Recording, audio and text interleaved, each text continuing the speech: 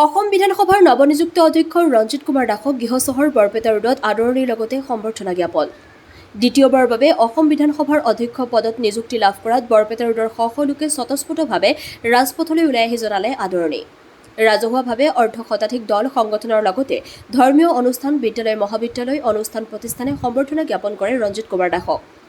অসম বিধানসভাৰ নৱনিযুক্ত অধ্যক্ষ হিচাপে দায়িত্বভাৰ গ্ৰহণ কৰাৰ পিছত প্ৰথমবাৰৰ বাবে নিজ গৃহচহৰ বৰপেটা ৰোডত উপস্থিত হয় ৰঞ্জিত কুমাৰ দাস। 21 নং ভৱানীপুৰ সৰভোগ বিধানসভা সমষ্টিৰ নৱনিৰ্বাচিত বিধায়কগৰাকী নিজ গৃহচহৰত উপস্থিত হোৱাৰ লগে লগে সমগ্ৰ অঞ্চলটোত এক উৎসৱমুখৰ পৰিৱেশৰ সৃষ্টি হয়। ঢোলে ডগৰে পুষ্পসজ্জিত বাহনেৰে আদৰণি বিধানসভাৰ অধ্যক্ষ ৰঞ্জিত কুমাৰ দাসক। অসম বিধানসভাৰ নৱনিযুক্ত অধ্যক্ষগৰাকীক সন্মান জনাবলৈ বৰপেটা ৰোড পৌৰসভাৰ উদ্যোগত আৰু স্থানীয় ৰাইজৰ সহযোগিতাত এক ভব্য ৰাজহুৱা সম্বৰ্ধনা অনুষ্ঠানৰ আয়োজন কৰা হয়।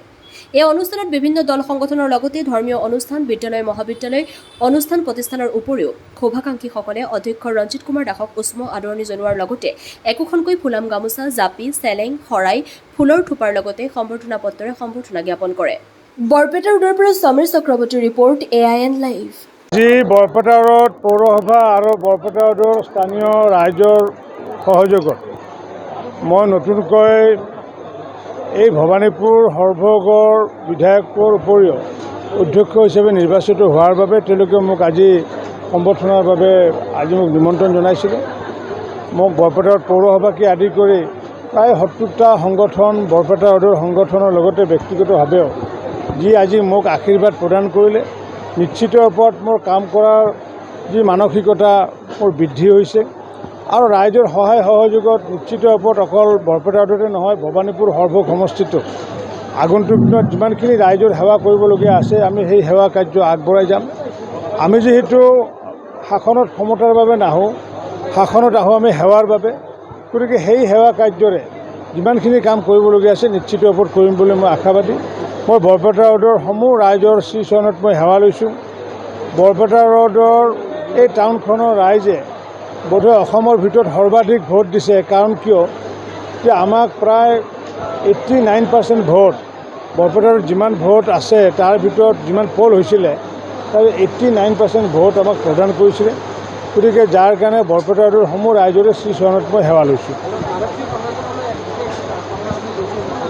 বিভিন্ন সময়ত মোক আহি অভিযোগ দিয়ে যে চান্দা কালচাৰ ইয়াতে বেছি হৈছেগৈ, বাহিৰৰ পৰা বহুতে আহি পেলাই চান্দা খোজে, ব্যৱসায়ীসকলে মোক আপত্তি কৰে।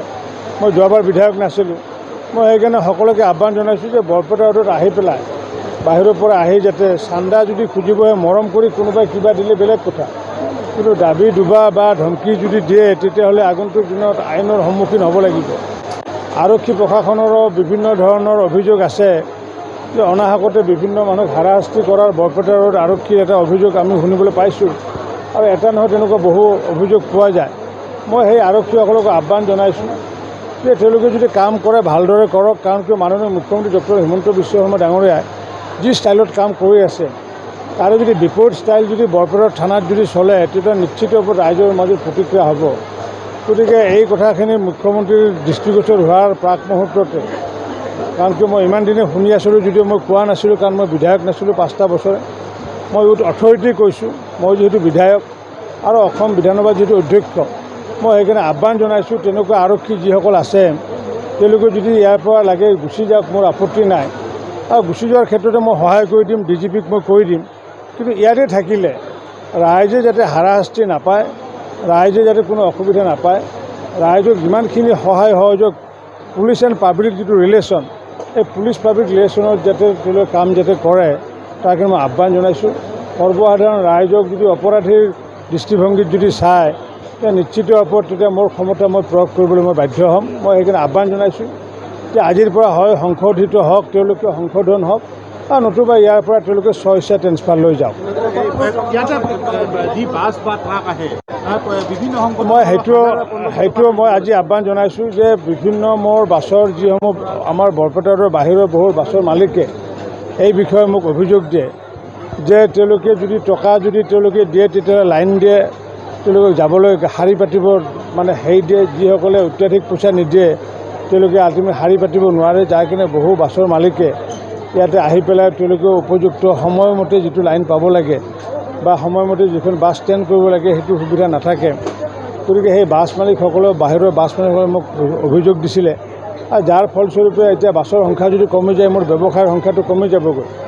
গতিকে অনাহকতে বাছে হওক বা ট্ৰাকৰ পৰা হওক অবৈধভাৱে যিসকলে এতিয়াও বিভিন্ন ধৰণৰ ধন সংগ্ৰহ কাৰ্য কৰি আছে, এইটো ছাম শ্বৰ্ট অফ এক্সটৰ্চন, এইটো ধন দাবী কৰাৰ বাহিৰে বেলেগ একো নহয়। গতিকে ধন দাবী কৰা আইনৰ অধীনত তেনেকুৱা গোচৰ ৰুজু হ'ব আগন্তুক দিনত। গতিকে অথৰিটি যেনেকুৱাকৈ পৌৰসভাই পাৰ্কিং টেক্স ল'ব পাৰে, তাত বাহিৰে বৰপেটা ৰোডত কোনো দল সংগঠন ব্যক্তিয়ে ল'ব নোৱাৰে। মই আপোনালোকৰ জৰিয়তে সকলোকে আহ্বান জনাইছোঁ যে ট্ৰাকতে হওক বা বাছতে হওক বা মিনি ট্ৰাকতে হওক পৌৰসভাক বাদ দি পেলাই কোনোবা যদি চৰকাৰী বিষয়াই বা ব্যক্তি দল সংগঠনে যদি কৰে কোনো যাতে তেওঁলোকে যাতে টকা পইচা নিদিয়ে আৰু ইয়াৰ কাৰণে যাতে প্ৰবল প্ৰতিবাদ যাতে কৰে তাৰ কাৰণে মই সংশ্লিষ্টসকলকে মই আহ্বান জনাইছোঁ। যিকোনো খবৰ আৰু বিজ্ঞাপনৰ বাবে যোগাযোগ কৰক 7896121996।